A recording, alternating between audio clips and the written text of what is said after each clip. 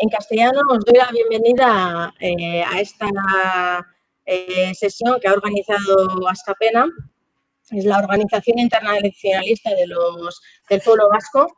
Está dentro de un marco de más conferencias sobre otros pueblos para reflexionar sobre cómo va a afectar y qué nuevos retos va a traer esta época de pandemia y epidemia a otros pueblos. Ya se ha hablado hemos hablado en otras semanas de Italia, de Palestina la semana pasada, hoy nos toca hablar de Bolivia. Sigo en euskera un rato, Gabriel, y luego paso a ti otra vez. Ezer baino lehen, agur berezi eta handi bat Euskal Herrian bertatik, baina baita ere Euskal Herritik kanpo, Europatik. Europako beste herrialde batzuetatik, Abia Yala, Latinoamerikatik, eta munduan zehar beste herrialde batzuetatik jarraitzen gaituzuen hori.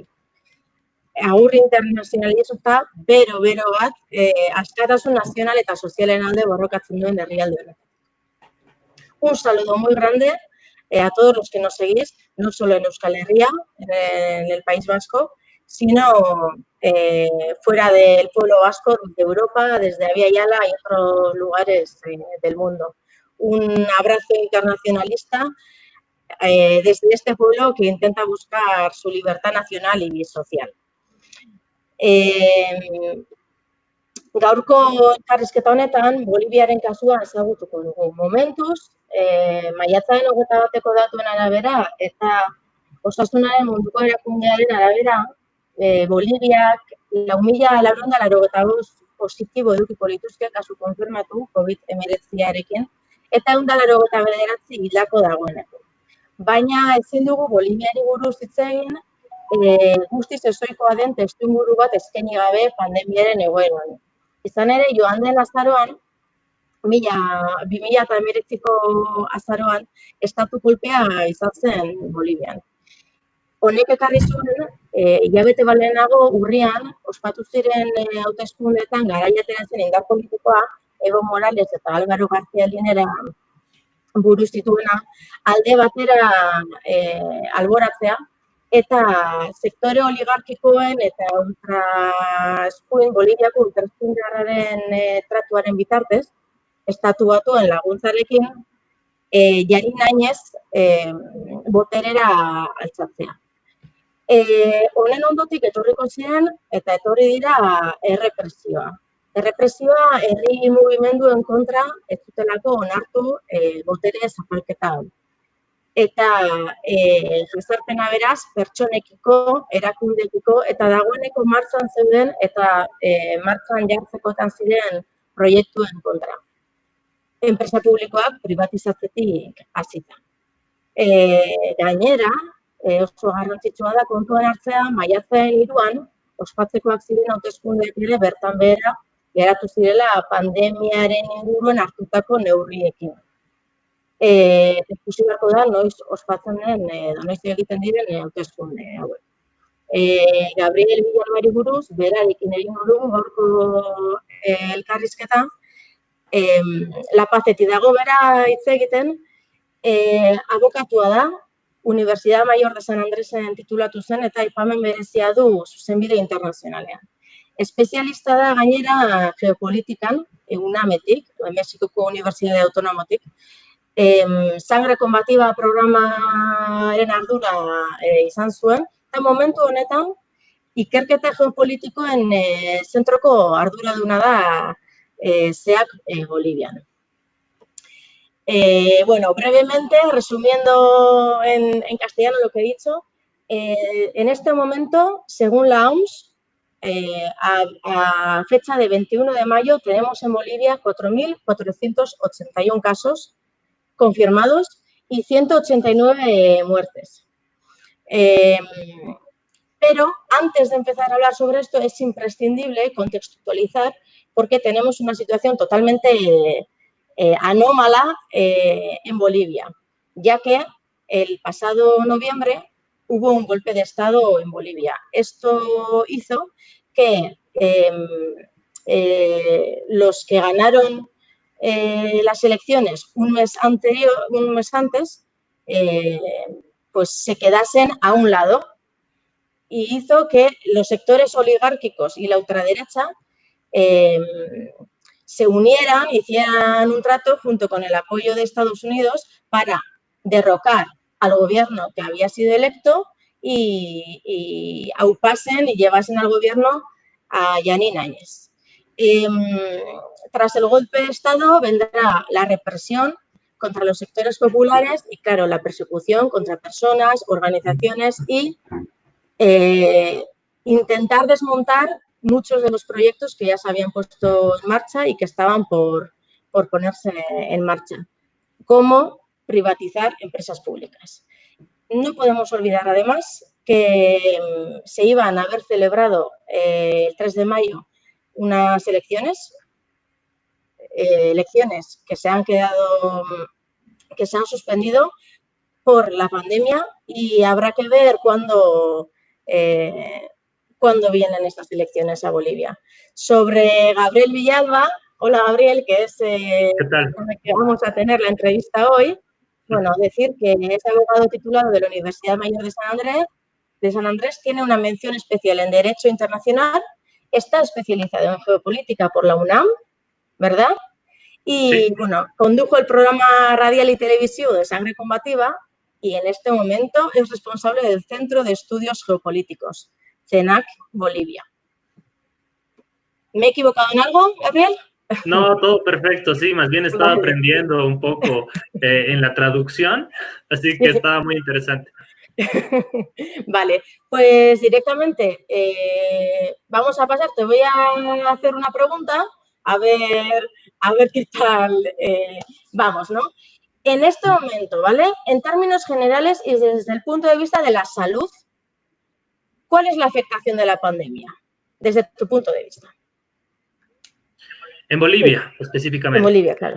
Mira, creo que lo que tú decías es fundamental porque Bolivia, el Estado Plurinacional de Bolivia, no vive condiciones normales de cualquier estado, de cualquier país que está enfrentando la pandemia. Bolivia, a la vez de enfrentar una pandemia, que por supuesto ningún estado, ningún país estaba preparado para ello, ningún sistema de salubridad estaba preparado, enfrenta también un golpe de estado que se ha desarrollado desde noviembre, como tú muy bien lo decías, a través de grupos paramilitares, grupos militares, grupos policiales, que han tomado y subvertido el orden constitucional en contravención de los artículos 161 y 169 de la Constitución Política del Estado, en contravención del propio reglamento de la Asamblea Legislativa Plurinacional, que precisamente delimita el quórum reglamentario correspondiente. Fue vergonzoso cómo en nuestro país una Asamblea Legislativa, es decir, un Congreso, prácticamente vacío, sin cumplir con el quórum reglamentario correspondiente, encumbró a la autoproclamada en ese momento segunda vicepresidenta del Senado, la senadora Jeanine Áñez. La banda presidencial le fue puesta por un general del ejército, cuando en Bolivia, en la sede de gobierno, en La Paz, ustedes conocen que han venido acá, en plena Plaza Murillo, rondaban, y en toda la ciudad rondaban aviones, helicópteros, tanquetas y tanques militares, además de patrullaje militar por las calles. Entonces, un estado total de shock colectivo, de pánico, de terrorismo de Estado a todas luces. Ese fue el escenario con el cual se gestó este gobierno, entre comillas, transitorio, que la prensa boliviana descaradamente la llama presidenta constitucional. Vean ustedes la ridiculez de eso, pero en fin, en esas condiciones llega la pandemia del coronavirus a Bolivia y por supuesto que no se tenían las condiciones adecuadas en el ámbito de las decisiones gubernamentales, fundamentalmente. No se tomaron las decisiones gubernamentales adecuadas de este gobierno de facto de Jeanine Áñez en la salubridad, que es un tema fundamental para combatir la pandemia, pero tampoco en las políticas sociales. No nos podemos nosotros limitar a combatir el coronavirus, como estados digo, únicamente desde el punto de vista de la salubridad, sino también debe ir acompañado del punto de vista de la salubridad, pero también desde las políticas socioeconómicas, de protección hacia la gente como tal, ¿no? Ni una ni la otra se ha tomado en cuenta por el gobierno de facto de Jeanine Áñez. El Ministerio de Salud de Bolivia actualizaba sus datos hasta el 22 de mayo a las 7 de la noche, hasta ayer nomás, con 5.579 contagios y 230 decesos. Estas son información oficial del Ministerio de Salud de Bolivia. Por supuesto que esta información dista mucho. Si tú entras al internet y pones coronavirus mundo y te aparece todo un listado de países en los cuales tienes las cifras de la OPS-OMS, dista mucho de ello, ¿no? Como tú muy bien hacías referencia. ¿Por qué? Hay dos clases de intencionalidad en el manejo de los datos contrapuestos. El hecho de que se estaría justificando una cuarentena mucho más dura, mucho más rígida en Bolivia, a partir de la falta de legitimidad y de legalidad política que está teniendo Yanine Áñez, con todos los actos de corrupción, es de conocimiento público, de la prensa mundial, este acto grotesco de corrupción en la compra de respiradores, precisamente una empresa española, con un precio de $6,000 por unidad de respiración, se compraron 170 y el gobierno boliviano pagó por unidad $29,000. En plena pandemia, en plena crisis sanitaria, el gobierno boliviano en actos de corrupción, involucrado en actos de corrupción. No es un síntoma particular la corrupción en Bolivia, sino que se viene dando en Entel, en YPFB, en las empresas estratégicas del Estado, en las empresas públicas. Es una... pues ya viene a ser el pan de cada día. Se ha naturalizado la corrupción en Bolivia y en esas condiciones se desarrolla la pandemia y se combate a la pandemia. Lo vuelvo a decir, sin las condiciones de salubridad adecuadas y sin las políticas socioeconómicas tampoco adecuadas. Bien, pues justo de lo que hablas, ¿no? ¿Cuáles han sido las principales medidas tomadas por el gobierno y qué efectos ha tenido? Perfecto. O si no, dicho de otra forma, ¿no? ¿Hasta qué punto crees que están utilizando estas medidas con otros intereses? Que es justo lo que estabas comentando. Sí, justamente por eso quería dar pie a esta pregunta que tú muy bien la formulas, porque hay intencionalidades de trasfondo político con todo ello, ¿no? ¿Por qué? Porque mientras va perdiendo mayor legitimidad, va perdiendo mayor apoyo, incluso de los medios hegemónicos de comunicación, el gobierno de facto de Yanine Áñez, es una fórmula inversamente proporcionada, se magnifica la utilización abusiva de los aparatos coercitivos y coactivos del Estado, ¿no? Sectores y actores políticos que en su momento apoyaron el gobierno de Yanine Áñez, de derecha, de ultraderecha, hoy lo cuestionan, hoy no lo validan, no lo apoyan. Es por eso que Yanine Áñez estaría utilizando estas cifras que te digo que distan mucho. Las cifras oficiales del coronavirus del Ministerio de Salud de Bolivia dicen 5.579 casos y 230 decesos, pero la OPS-OMS te brinda otros datos, ¿no? Entonces, se estaría utilizando esta clase de información, mejor dicho, desinformación, para ajustar mucho más la represión de los aparatos coercitivos y coactivos del Estado. Además, y quiero decirlo públicamente, denunciarlo al mundo, esta semana que pasó recién, militares del ejército, generales del ejército boliviano, irrumpieron en la Asamblea Legislativa Plurinacional, el único órgano de la institucionalidad democrática que aún queda vigente en Bolivia, para exigir su ascenso de categoría, sus ascensos en plena pandemia, cuando nadie se está preocupando por ello, cuando deberíamos brindar la mayor protección a los médicos, por ejemplo. Los militares irrumpen en la Asamblea para amenazar a los parlamentarios bolivianos con una mayoría del movimiento al socialismo. Entonces, la intencionalidad es clara. Creo que estamos viviendo un intento de golpe dentro del golpe en Bolivia. Bien, y a este intento de golpe, como tú te refieres a él, la respuesta del pueblo. ¿Perdón? ¿Tenemos una respuesta del pueblo? ¿El pueblo se está organizando frente a esta nueva situación?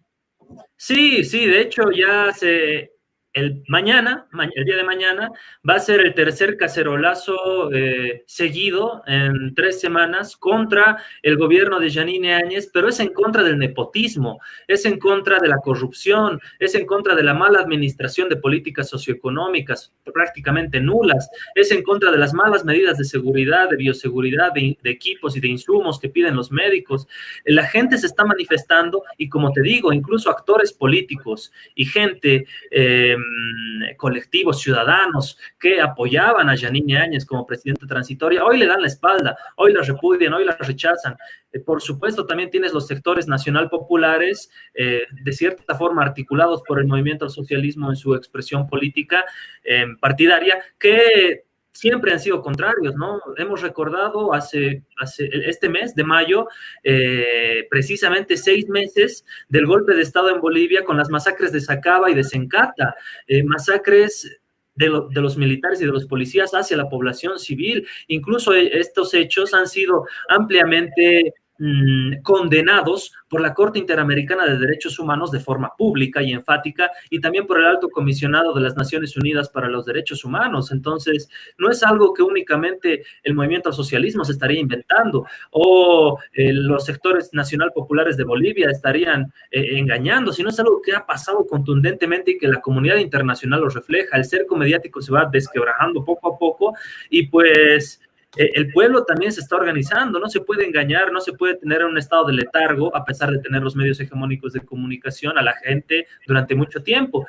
Y ahora surgen voces de que se pida la renuncia de Yanine Áñez. Es por eso que una de las movidas, una de las posibilidades dentro de la baraja política del régimen de facto sería precisamente un autogolpe. Vale, bien, está dura la cosa, vale.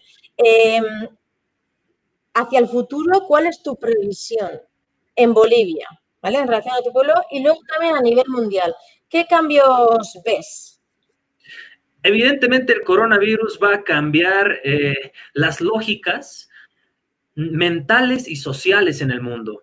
Creo que estamos viviendo, esta pandemia nos está ayudando a entender que las lógicas comunitarias deben primar por sobre las lógicas individuales, sobre el individualismo. Creo que también se debe reforzar la idea de los sistemas sanitarios como públicos, de acceso público y de acceso pues general, y no irrestricto o privado.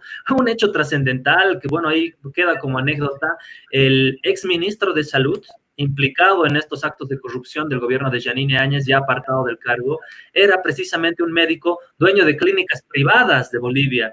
Entonces, si seguimos en esa lógica de la privatización de los servicios básicos, uno de ellos, por supuesto, y derecho fundamental humano es la salud, si seguimos en esa lógica de privatización, claramente no vamos a llegar a soluciones para beneficio del mundo como tal, ¿no? Y esta pandemia nos está enseñando eso a nivel global, a nivel regional, por supuesto, y en Bolivia particularmente creo que se está también reconfigurando el panorama político. Mira, hace algunos meses yo era partidario en mi análisis de que se iban a realizar las elecciones programadas para mayo, hoy ya se han suspendido, y que en estas elecciones iba a haber una eventual segunda vuelta, y que en esa eventual segunda vuelta se iban a articular Camacho, Áñez y Carlos Mesa como una triada nuevamente del conservadurismo neoliberal boliviano, y le iban a ganar al movimiento al socialismo. Hoy ha cambiado todo con esta pandemia del coronavirus. Se ha develado la corrupción, se ha develado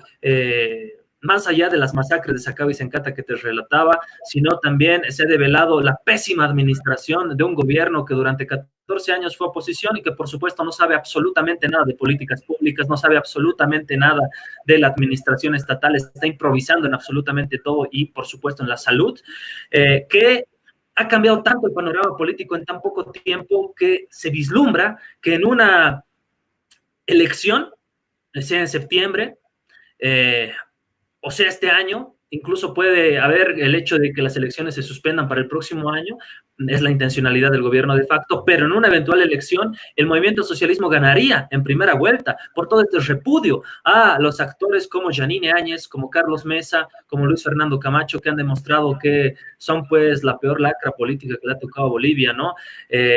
Por ello creo que se reconfiguraría en el ámbito de la salubridad, pero también en el ámbito político, por supuesto en Bolivia, ¿no? Y en relación al internacionalismo, ¿cuáles serían, según tú, las prioridades y los aspectos más urgentes? Sí, mira, creo que esto que te hablaba hace un momento, el cambio de lo que Gramsci llamaba lo superestructural, ¿no? Gramsci precisamente es el marxista de las superestructuras, y te hablaba de ese cambio de la mentalidad en la educación, en la cultura en la sociedad civil vinculada a la sociedad política. Y creo que el mundo está viviendo una oportunidad para reconfigurar esos esquemas mentales, esos esquemas sociales que durante mucho tiempo se nos han impuesto. Nos los ha impuesto el libre mercado, nos los ha impuesto el neoliberalismo, nos los ha impuesto el individualismo. Creo que la pandemia es una oportunidad para superar todo ello, que viene a partir del internacionalismo, que viene a partir de la organización comunitaria en todos los países del mundo, que sin duda puede generar una revolución global. Lo que llamamos los marxistas una nueva internacional, ¿no? En el ámbito de la reconfiguración, no solamente en los modos de producción, sino también en la forma de pensamiento, que es lo superestructural, que es lo más importante. Creo que viene eso para el mundo. Para Latinoamérica es todavía mucho más complicado, porque Latinoamérica es el mayor reservorio de agua dulce del mundo. Latinoamérica es el continente con la mayor biodiversidad del mundo. Latinoamérica es el continente que tiene la mayor reserva de litio del mundo. Litio que se utiliza para las baterías de los celulares, de las laptops, de absolutamente todo en el nuevo ciclo tecnológico que estamos viviendo. Por supuesto, en ese marco, Bolivia tiene el 80% de las reservas de litio del mundo.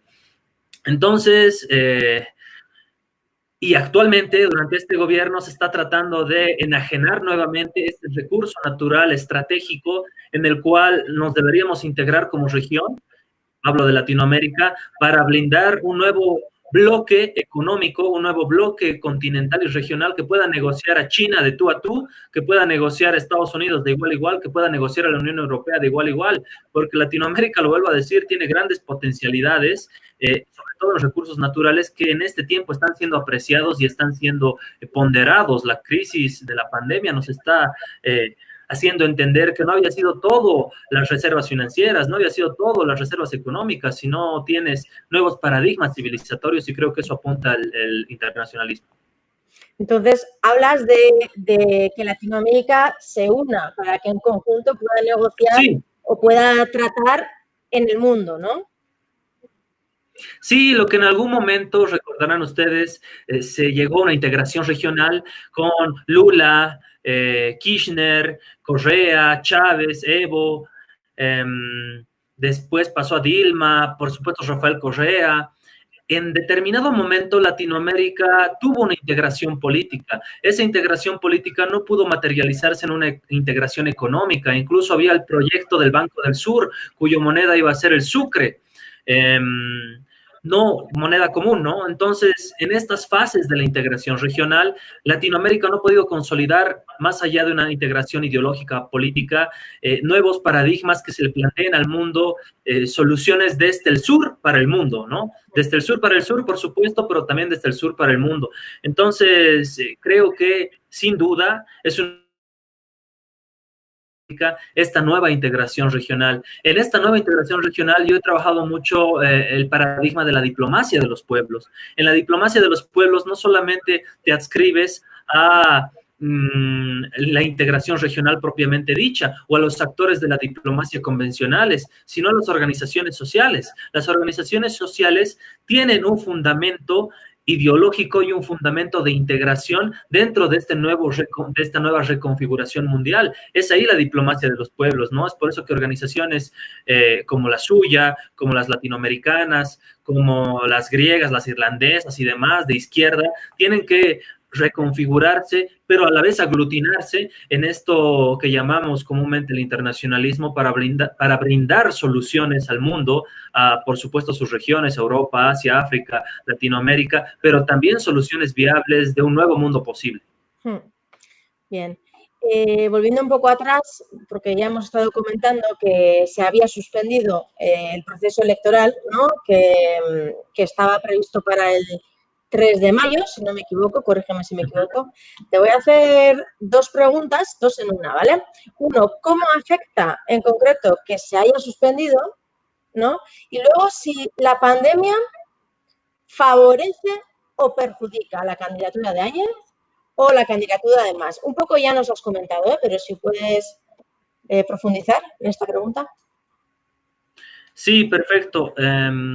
Sí, las elecciones tenían que ser en mayo, se han suspendido para agosto. Eh, Hay una jugada política por parte del Tribunal Supremo Electoral, presidente Romero, Salvador Romero, que ha sido puesto en ese cargo por precisamente Yanine Áñez. Hay una jugada para, se ha presentado ya desde el Ejecutivo una denuncia a esta nueva fecha de las elecciones ante el Tribunal Constitucional Plurinacional. El Tribunal Constitucional Plurinacional es el órgano de interpretación constitucional de toda la normativa boliviana. Yanine Áñez lo ha denunciado diciendo que no se puede hablar de elecciones cuando se vive en pandemia, ¿no? Pero esta sería una jugada política más para seguirse extendiendo en su mandato, un mandato que recordemos era transitorio y cuya única función era la de convocar elecciones. Hoy Yanine Áñez, esa presidenta transitoria, esa presidenta que llaman constitucional, ha presentado abiertamente su candidatura, incumpliendo con los compromisos políticos con las demás fuerzas vinculadas a este eje conservador, pero la pandemia está demostrando su total incompetencia. Entonces está afectando a Yanine Áñez, pero a la vez también presentando proyectos a partir del candidato del Movimiento al Socialismo y propuestas desde el ámbito socioeconómico. El exministro de Economía, Luis Arce Catacora, está presentando alternativas que están siendo aceptadas, recibidas por la población, además por el conocimiento que él tiene. 12 años siendo ministro de Economía, que además ha llevado a Bolivia a los primeros puestos en crecimiento económico, ha desarrollado un modelo que no se basa en el modelo de desarrollo liberal, estrictamente de cuantificación del PIB, sino de índices sociales como el índice de Gini, por ejemplo, o índices sociales como los accesos a los servicios básicos. Entonces, ha desarrollado un modelo socioeconómico social productivo que está presentando alternativas también en esta pandemia del coronavirus que están siendo aceptadas y contrastadas con las propuestas estrictamente liberales, estrictamente individualistas de Yanine Áñez, y está teniendo un rédito político también para ellos, ¿no? Otro actor que no me quiero olvidar es Carlos Mesa, que está mirando todo de palco. No está haciendo tibio, su característica es ser siempre tibio, estar bien con Dios y con el diablo, trata de apuntar a esa clase media popular, clase media emergente que el proceso boliviano sacó de la pobreza todos estos años, pero que también representa, Carlos Mesa, esa triada de personajes junto con Óscar Ortiz y con Luis Fernando Camacho que llevaron a Yanine Áñez a este gobierno. Es decir, Carlos Mesa es tan responsable como Yanine Áñez, ya que él, junto con Camacho y con Ortiz, la encumbraron en un gobierno de facto que está destrozando la economía y la sociedad boliviana como tal, ¿no? Entonces, creo que hay que ser también categóricos en juzgar con la misma vara a Camacho, a Mesa, a Ortiz y a Áñez. Son personajes nefastos de Bolivia y la población así se está dando cuenta, ¿no? Se presentan como la renovación, pero ellos ya tuvieron en todo el periodo neoliberal la oportunidad de gobernar y lo hicieron caóticamente. Carlos Mesa quemó los gastos reservados, los papeles que demostraban compra y adquisiciones de bienes y servicios con partidas exclusivamente para los gastos presidenciales. La masacre de la guerra del agua, la guerra del gas, el 2003. Entonces, se presentan como el presente, por supuesto, para las generaciones centennials y millennials, pero si revisamos un poquito su pasado, fueron desastrosos para el gobierno, perdón, para nuestro país, para Bolivia como tal, siendo gobierno. Entonces, pues tenemos eso, ¿no? Hay que saber también interpretar y jugar cómo se está posicionando en la mente de la gente esta pésima administración estatal, la jugada de Carlos Mesa y por otro lado las propuestas del movimiento socialista. Parece, te hago esta pregunta así de improviso, parece que tu preocupación es más que Áñez, como es la cara, se vaya desgastando con la pandemia, pero que la gente se olvide de que detrás de Áñez también hay más gente, ¿no? Que serían Camacho, Ortiz y Mesa, que no se ven, están como menos presentes, pero ahí están, son responsables de lo que Áñez está haciendo ahora y que la gente se olvide de esa parte, ¿verdad? Es como si tuvieses esa preocupación. Sí, hace algunos meses, como te decía, mi preocupación era el hecho casi evidente, si las elecciones se realizaban hace algunos meses, de que se iban a articular en un solo bloque opositor Áñez, Camacho, Mesa. En segunda vuelta le iban a ganar al movimiento al socialismo. Hoy mi preocupación ya dejó de ser Camacho hace mucho tiempo, dejó de ser Yanine Áñez por la pésima administración estatal que está teniendo y pasa a ser estrictamente Carlos Mesa, un Carlos Mesa que trata de desvincularse del golpe de Estado en Bolivia, trata de desvincularse de todas las acciones que llevaron a Yanine Áñez a la presidencia de facto, trata de desvincularse incluso de su pasado, el pasado inmediato del 2003, con la guerra del gas, cuando intentó vender gas a Estados Unidos por puertos chilenos. Trata de separarse de toda esa construcción política muy arraigada a las oligarquías occidentales, fundamentalmente de Sucre, fundamentalmente de La Paz.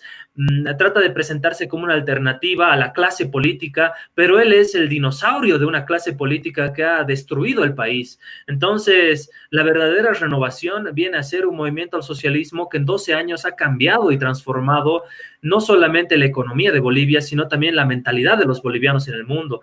Y pues Carlos Mesa se presenta como esa renovación, pero es el pasado neoliberal.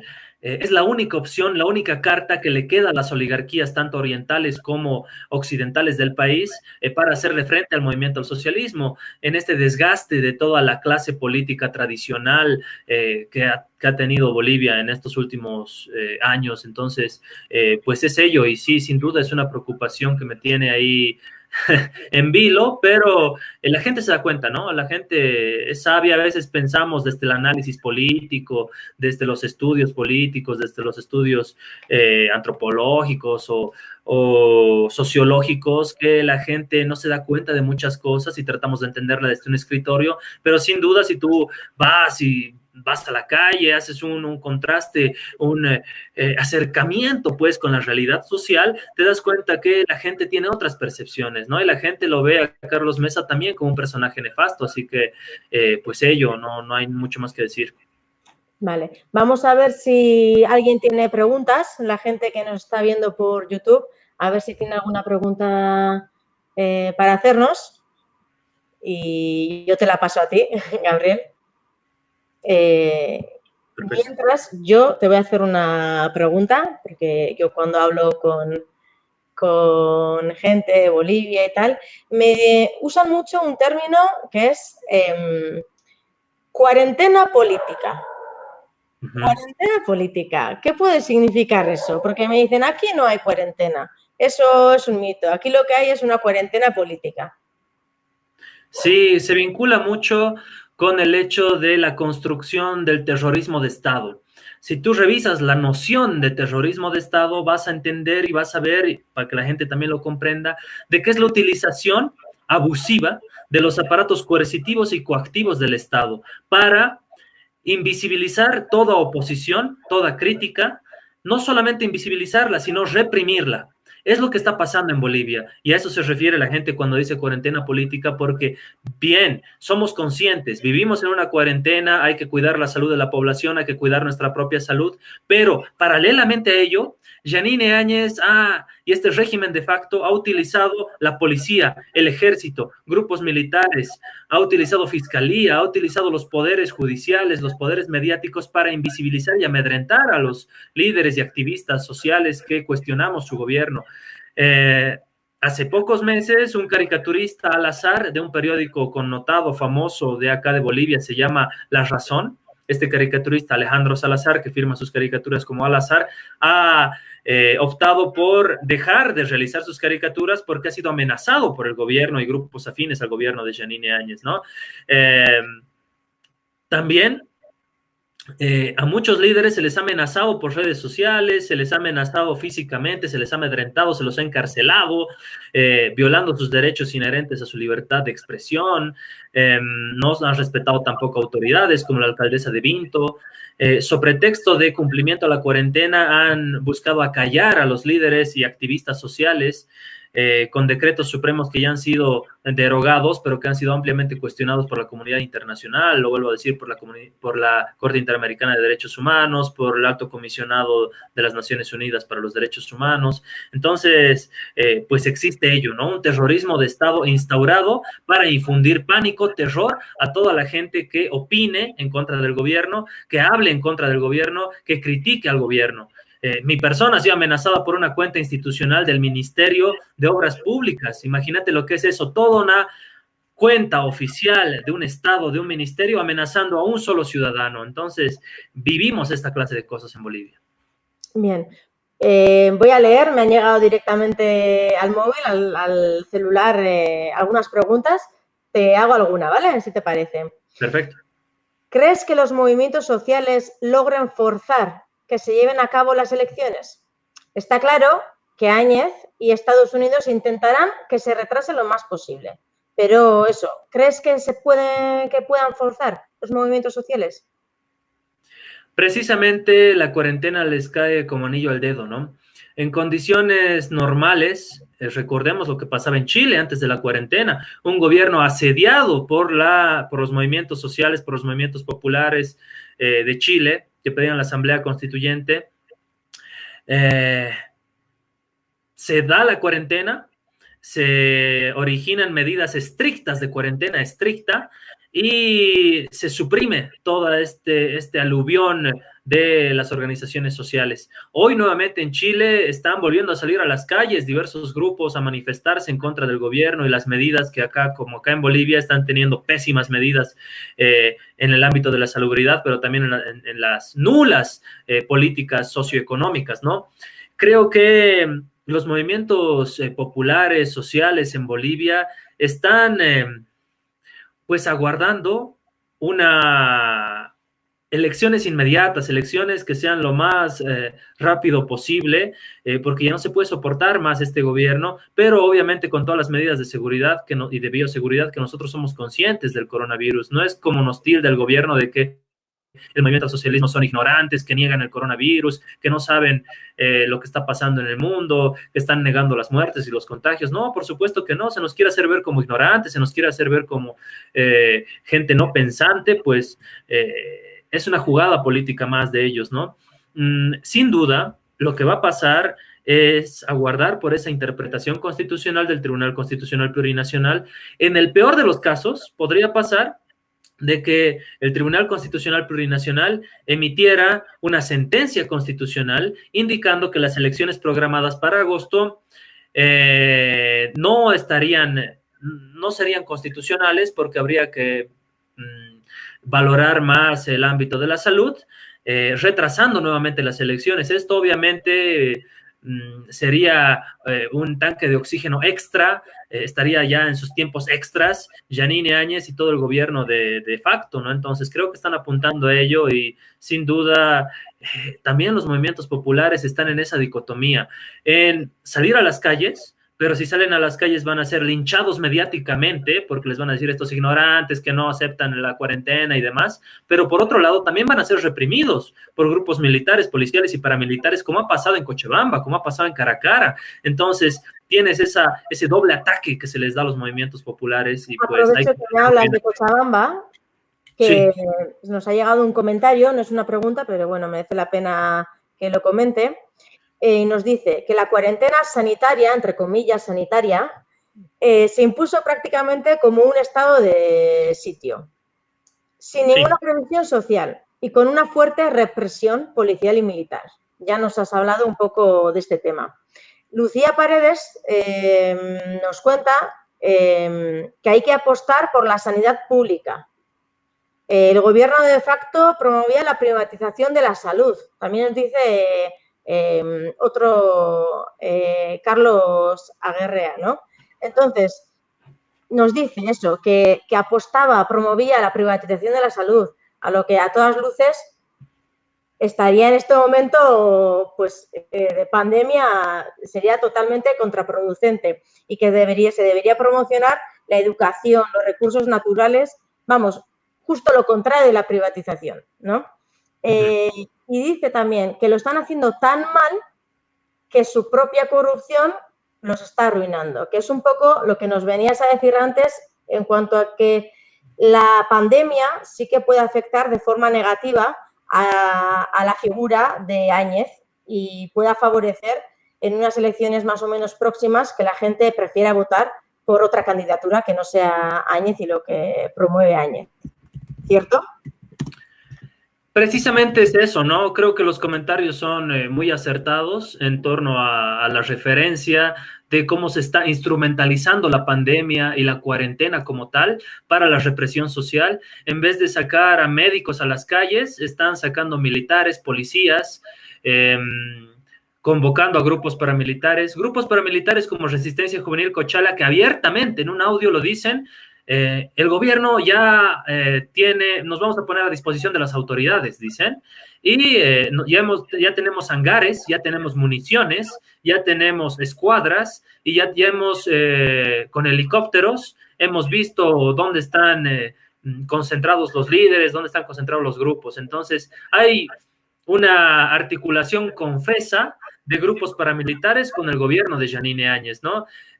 Un ministro de este cargo, viceministro de Seguridad Ciudadana, un viceministro de Seguridad Ciudadana, precisamente Santamaría, apellida él, señor Wilson Santamaría, que en su cuenta oficial de Twitter desinforma a la población, mostrando videos de grupos violentos, haciéndolos pasar como si fueran en el presente, cuando esos grupos violentos fueron los que en el 2019 precisamente pedían la renuncia de Evo Morales con acciones violentas, quema de casas de campaña, quemas de casas de autoridades del movimiento al socialismo, quema de los tribunales departamentales electorales.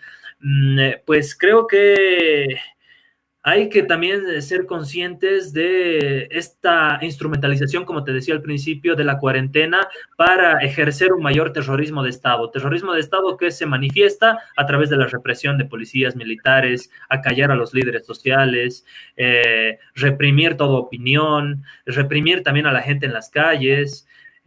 Pues es lo que está pasando en Bolivia.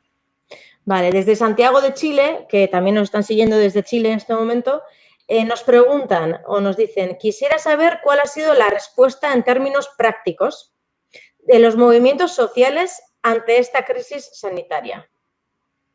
Sí, en términos prácticos, creo que también en Chile se han dado 3 cacerolazos contundentes y petardazos, se han comprado petardos y desde las casas, desde sus patios, toda la gente durante 3 noches, los últimos 3 fines de semana, ha tirado petardos a la misma hora durante a las 7 de la noche, lo que se ha denominado el petardazo. Cuando se acabaron los petardos, comenzaron con el cacerolazo. Esto en respuesta y repudio, más que respuesta, a los actos de corrupción, a los actos de nepotismo, a los actos de pésima administración en la salubridad, pésima, casi nula generación de políticas sociales. Posteriormente, diversos sectores populares, como en Potosí, por ejemplo, han determinado resoluciones de los ayllus y marcas de Potosí, pidiendo la renuncia de Jeanine Áñez, pidiendo la proximidad de nuevas elecciones en Bolivia, que se realicen de forma inmediata. También en Caracara, recordemos en Cochabamba, se han organizado, mira, Caracara es una población cochabambina donde está el botadero municipal. Es decir, toda la basura de la ciudad de Cochabamba se lleva a Caracara, se realiza su proceso de tratamiento y es el botadero municipal. Esta población de Caracara ha decidido cerrar el paso, que no entre más basura a su población, y precisamente manifestarse en contra de las medidas de estos grupos militares, paramilitares y policiales que los estaban cercando y los han reprimido cuando ellos tenían una protesta pacífica que lo único que pedía era la flexibilización de la cuarentena, porque esta gente necesita comer, necesita trabajar, necesita llevarle a su familia el pan de cada día, ¿no? Entonces, en lugar de que el gobierno brinde las condiciones y las políticas socioeconómicas para flexibilizar la cuarentena con todas las medidas de bioseguridad, pero también teniendo un poco de pues consideración de toda la gente que necesita trabajar, lo que ha optado ha sido por llevar a militares, a policías y a paramilitares. Entonces, pues las medidas prácticas están ahí, ¿no? Este cierre del botadero municipal, el petardazo, el cacerolazo, el pututazo también, que es un pututu, es un cuerno que se sopla y se hace ruido que simbolizaba la revolución aymara fundamentalmente durante el cerco de Tupac Katari y Tupac Amaru, ¿no? Es el pututu característico de la revolución india. Entonces, también se ha hecho una simbología con ello, se lo ha empezado a utilizar, se han construido nuevas formas de simbología también, ¿no? Que eso es importante. Las redes sociales es contundente, en las redes sociales incluso había decretos supremos para prohibir la emisión de arte, de caricaturas. Esto ya se ha derogado por toda la crítica internacional que tuvo el gobierno de Yanine Áñez, pero también las redes sociales son fundamentales, los videos en vivo, porque no nos van a poder encarcelar a todos, ¿no? Creo que la gente tenía mucho miedo de expresarse, salir en videos en vivo y decir esto está pasando en Bolivia, porque inmediatamente iba a ser procesado, encarcelado, insultado. Ahora la gente ya no tiene miedo, cada vez más se realizan videos en vivo de ciudadanos comunes y corrientes que muestran lo que está pasando en Bolivia, y pues esas serían las medidas, creo que de orden práctico, pragmático que estamos también realizando. Vale. Con riesgo de extendernos igual un poco demasiado, o sea que yo creo que será la última pregunta que te haga, porque es un tema muy interesante que nos preguntan sobre el papel de la Iglesia, sobre todo las iglesias evangélicas pentecostales, que tanta fuerza han tenido en el golpe, con la ayuda millonaria de las iglesias brasileñas que sostienen a Bolsonaro. No sé si nos puedes contar algo de este tema. Sí, sin duda el papel de la iglesia, tanto católica como evangélica, ha sido contundente en el golpe de Estado en Bolivia, ya que vieron su momento, ¿no? Creo que lo que más les dolió a partir del 2009 fue la pérdida del monopolio religioso. Bolivia, en su artículo 4, se constituye en un Estado laico, es decir, le brinda la misma condición a todas las religiones y creencias y cosmovisiones, y se aparta de una visión religiosa oficial adoptada por el Estado, ¿no? Ese es el Estado laico que se ha construido, y durante el golpe, previo al golpe, salían los cardenales, salían los religiosos de la Iglesia Católica a decir en sus homilías, en plena iglesia, a brindar discursos políticos contra el gobierno. Por supuesto, a ellos nadie los acusó de sedición, nadie los acusó de terrorismo, como este gobierno lo está haciendo, como este gobierno ha puesto incluso patrullaje cibernético. Entonces, sobre pretexto de la libertad religiosa, estructuraban discursos políticos.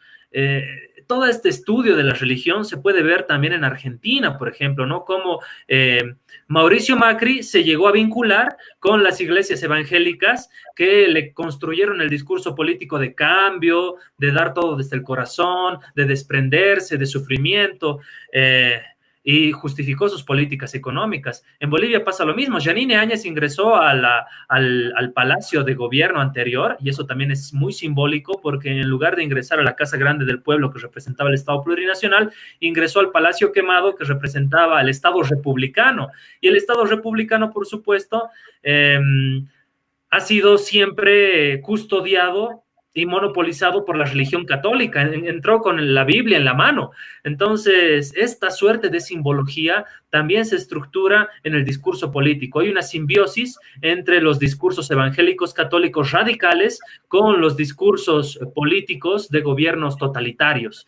Eso queda bastante claro. Y por supuesto la ayuda económica de estas iglesias evangélicas, y por supuesto el patrimonio de la Iglesia Católica, ¿no? Entonces, en Bolivia, por ejemplo, teníamos el caso fundamental y característico del cardenal Ticona, que por su origen indígena, por su origen aymara, por el color de tez morena, al igual que Evo Morales, fue discriminado por la propia Iglesia Católica boliviana, por las altas cúpulas de la Iglesia boliviana. No podían soportar que un indio sea cardenal, al igual que un indio sea presidente. Ese es el fundamento, en realidad, racial que prima en estas iglesias pentecostales, iglesias católicas. Vale, y ya sí, porque yo creo que ya si no se nos va a hacer muy tarde, te voy a hacer una última pregunta que valdrá un poco para contextualizar todavía mejor, ¿no? Para los que estamos intentando entender un poco el caso de Bolivia. Nos preguntan en euskera, ahora te lo traduzco. Estatukolpe egin ahal izateko ze akats egin ditu Boliviako ezker iraultzaileak. Es decir, ¿qué errores ha cometido, según tu punto de vista, la izquierda revolucionaria de Bolivia en el golpe de Estado? Muchísimos. Antes del golpe también. Creo que la autocrítica es fundamental. Y sin duda, estas nociones que voy a dar a continuación sobre los errores del proceso boliviano van a servir para futuros procesos políticos de orden nacional popular, de izquierda, por supuesto, en el mundo. Mira, creo que el movimiento del socialismo del 2005 representaba una esperanza de toda esa, de apartarse y revolucionar la política como tal y revolucionar Bolivia, porque durante muchos años casi toda la época republicana, Bolivia era gobernada por gente de determinado apellido, de determinado color de piel, de determinado patrimonio económico, y vivíamos una suerte de pigmentocracia. Mientras más clara era tu piel, detentabas los poderes económicos, políticos del Estado. Mientras más oscura era tu piel, estabas determinado a ser jardinero, chofer, servidumbre. Todo eso se ha cambiado con el gobierno del presidente Evo Morales. Ahora el boliviano sale al exterior y se mira de igual a igual, cuando en su momento decía, no, yo soy paraguayo, yo soy peruano, yo soy chileno, negaban sus propias raíces, ¿no? El reconocimiento de la plurinacionalidad, las 36 nacionalidades, es fundamental. ¿Qué ha pasado? Pero de un tiempo a esta parte, en las últimas gestiones de gobierno, me atrevería a decir desde el 2016 que se realiza el referéndum, ganaste las elecciones con más del 54% el 2014, y el 2016 le estabas preguntando a la población sobre la posibilidad de un nuevo mandato para el 2019. Obviamente que a cualquier persona le va a indignar que te pidan que has votado por el movimiento al socialismo y que pasados 2 años el mismo movimiento al socialismo te pide un cheque en blanco para seguir gobernando el país. Sin duda ha molestado a la población, ha molestado a la gente que ha reforzado ese discurso de que el movimiento socialismo quería perpetuarse en el poder. Entonces creo que un error fundamental, el primer error fundamental fue eso de convocar a un referéndum para que el presidente Evo Morales y el vicepresidente Álvaro García Linera puedan estar habilitados para un próximo mandato, cuando todavía faltaban 3 años más de gobierno, ¿no? Un error fundamental clave que también se ha reconocido en el movimiento del socialismo. El otro error fundamental fue la excesiva burocratización. Hemos pensado que un proceso revolucionario se realiza a partir del Estado, que se realiza a partir de la burocracia estatal propiamente dicha. Y no es así. Un proceso revolucionario siempre tiene que desarrollarse en una sincronía, en una simbiosis entre, por supuesto, el andamiaje estatal, pero también los movimientos sociales. Los movimientos sociales han sido muy dejados de lado. Esta crítica que decían que no se tiene verdaderos indígenas en el gobierno del presidente Evo Morales, de cierta forma, en los cargos cupulares, jerárquicos, era cierto, ¿no? Solamente tenías a Evo Morales, que es un tipo extraordinario, muy inteligente. Yo me he podido reunir con él 4 veces, y no es como dice la gente de que los blancos, mestizos, lo están, solamente es una imagen, y en realidad los hilos los mueven otros, ¿no? En realidad Evo Morales tenía esa suerte de generación de consensos, pero más allá de él, solamente tenías a los cancilleres y algunos ministros periféricos, ¿no? Cuando los movimientos sociales deberían haber tomado, en concordancia con el discurso indianista, indigenista, también mayor preponderancia, tanto en la burocracia estatal como en los estamentos del Estado como tal. Creo que se ha tratado de hacer toda la campaña política, muchas campañas políticas a partir de la burocracia, a partir de los ministerios, cuando esas campañas deberían haber sido a partir de las organizaciones sociales, a partir de los movimientos sociales. Entonces, existía nomás ese divorcio entre la burocracia y las organizaciones sociales. sociales, ¿no? A pesar de que hacia afuera del MAS, se tenía esa suerte de tejido social, de consenso, pero sin duda no se debe pensar un proceso revolucionario desde la burocracia. Eso como error a aprender. Y bueno, entre muchos otros que de cierta forma se dicen en la autocrítica, pero que no es hacia afuera, ¿no ve? Tiene que ser siempre hacia adentro, que estamos en permanente reflexión. Y pues esperemos que no se cometan los mismos errores, ¿no? De mismos personajes nefastos que ante la dificultad han sido los primeros en irse, los primeros en renunciar, los primeros en dejar el barco, como dicen acá. Entonces, esos personajes nefastos que pertenecen al movimiento al socialismo no tienen que volver nunca más, ¿no? Tiene que haber una renovación también generacional, una renovación en el liderazgo, una renovación en la dirigencia. Hablo de la dirigencia también de las organizaciones sociales, que también existe una suerte de no renovación en las mismas.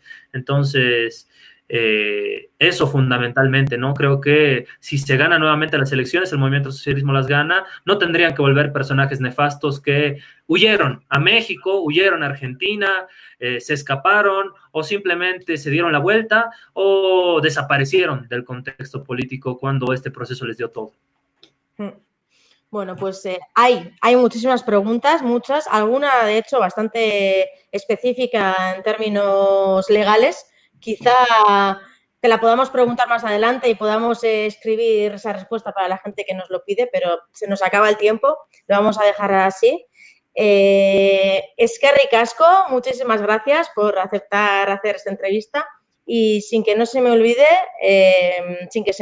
mencionar que el sábado que viene a la misma hora que hoy habrá otra charla sobre los países catalanes en este caso y que todos los que nos están oyendo, y tú también, Gabriel, como no, estás invitado a participar a través de YouTube.